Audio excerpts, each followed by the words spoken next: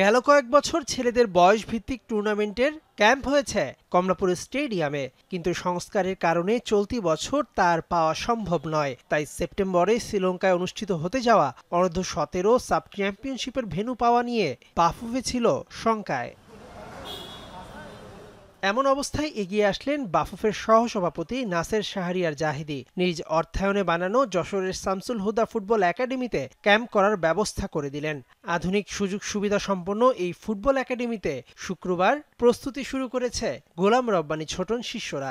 সাফের আগ পর্যন্ত ওখানে থাকবে এবং আমরা চাচ্ছি একটানা রেখে একটা রেগুলার এবং রিগোরাস একটা ট্রেনিং এবং কোচিংয়ের ভিতরে রাখতে, যাতে আমরা সাফ এবং এফসি আছে নভেম্বরে, দুটোতে যাতে আমরা খুব ভালো করতে পারি, এজন্য আমাদের আপ্রাণ চেষ্টা থাকে।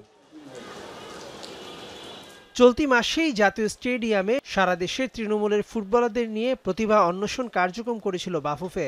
সেখান থেকে পাওয়া 16 জন ফুটবলার আছে এই 34 জনের লিস্টে।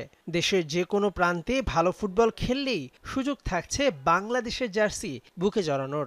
সারা দেশে যারা ফুটবলে এরকম উৎসুক, এই বাচ্চাগুলোকে কিন্তু খুব ভালোভাবে একটা সুযোগ দেওয়া হচ্ছে।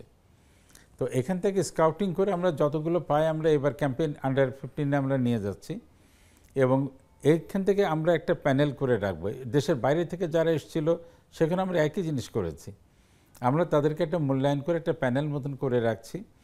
তো সেখানে যখন যেখানে আমাদের যে এজ গ্রুপে খেলা হবে সেখান থেকে আমরা এদেরকে আবার ডাকবো। 15 থেকে 27 সেপ্টেম্বর শ্রীলঙ্কার কলম্বো রেসকোর্স গ্রাউন্ডে হবে এবারে সাব বয়স ভিত্তিক আসর। বাংলাদেশের গ্রুপে আছে শ্রীলঙ্কা ও নেপাল। মেহেদী নাইম, যমুনা স্পোর্টস, ঢাকা।